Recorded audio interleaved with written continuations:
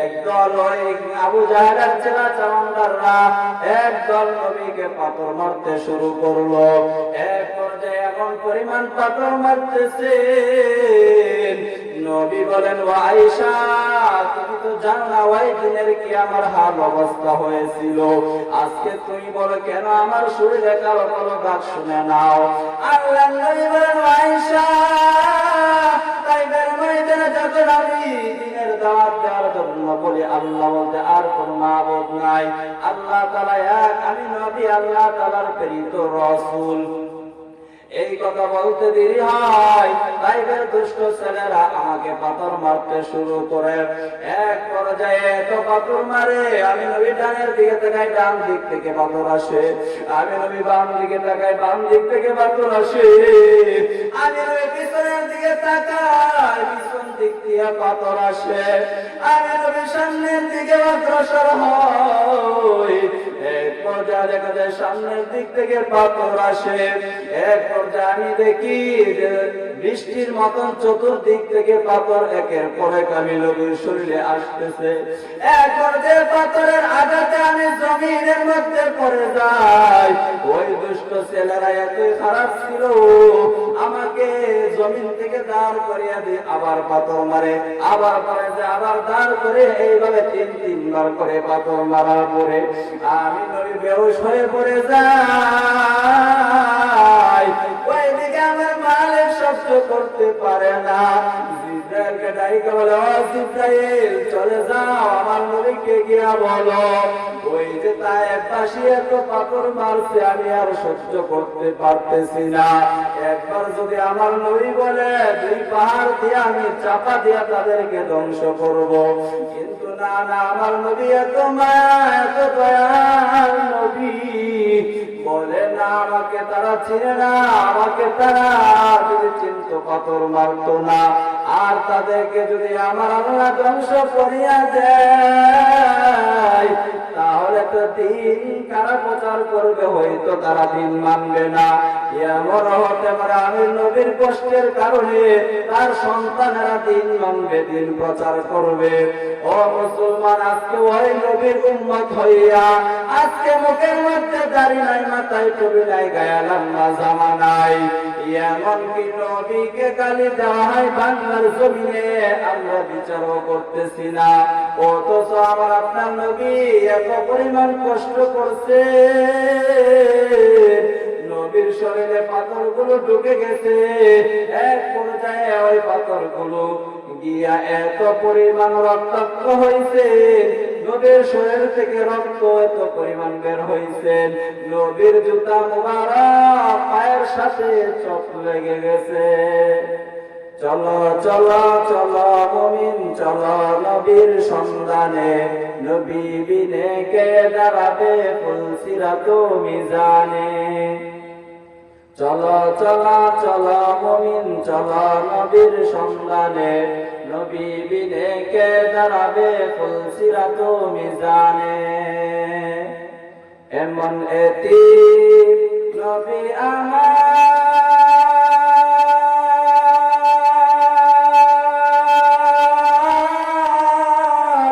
পিতা মাতা নাই যে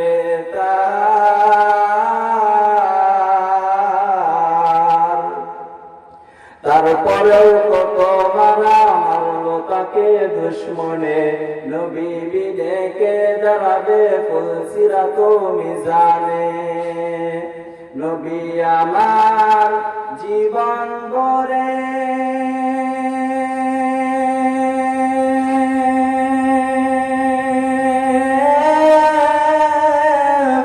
দিনের লাগি কষ্ট করে,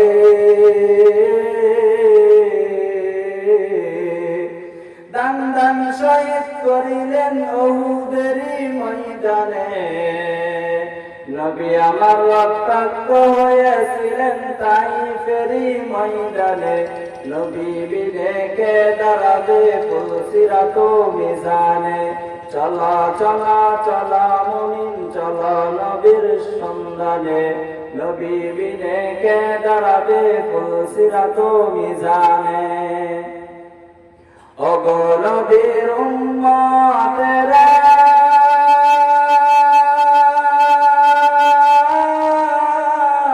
হয়ে আজি দিশে হারা, কুরআন হাদিস ছেড়ে চলো যখন যাহা চাই মনে, নবী বিনে কে দাঁড়াবে ফুল সিরাত মিজানে।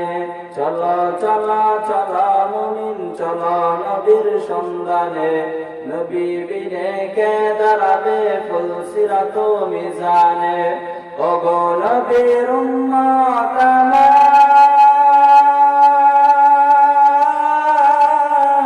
কেমনে দুঃখ দাও যে আবার, দুরূদ পড়া সালাম করো প্রথম গাটি কাপড়ে, নবী বিনে কে দাঁড়াবে ফুল সিরাত মিজানে।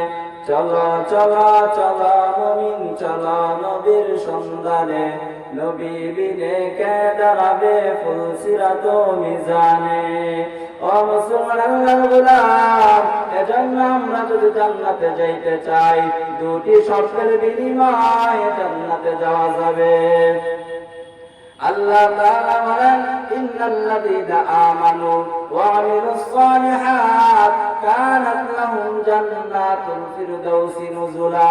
নিশ্চয়ই যে সমস্ত মানুষগুলো ঈমান আনবে আমলে সালেহ করবে, এক নম্বরে ঈমান, ঈমান আনার পর দুই নম্বরে নেক আমল, নামাজ রোজা হজ যাকাত, এই সমস্ত ইসলামের বিধানগুলো যারা মানবে, আমার আল্লাহ বলে তাদের জন্য ঘোষণা দিলাম আমার তৈরি জান্নাত তাদের জন্য রেডি।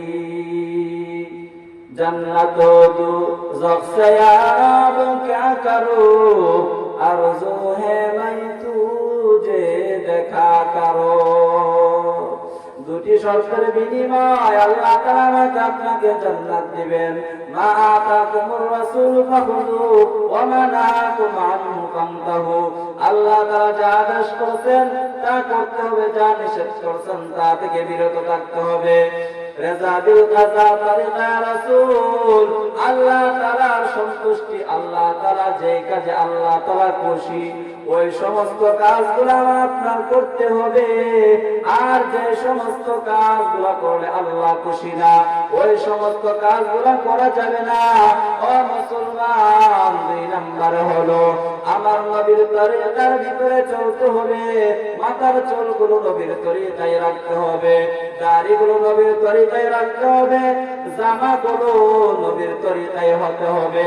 এইভাবে আমার ব্যবসা বাণিজ্য যা আছে সব কিছু যদি আমার নবীর তরিকা হয়, আল্লাহর হুকুমে হয়, তাহলে আল্লাহ তাআলা আমাকে আপনাকে জান্নাত দিবেন। আল্লাহ তাআলা আমাকে আপনাকে সকলকে আল্লাহ তাআলার হুকুম নবীর তরিকা অনুযায়ী জীবন যাপন করার তৌফিক দান করেন। সকলে আমিন।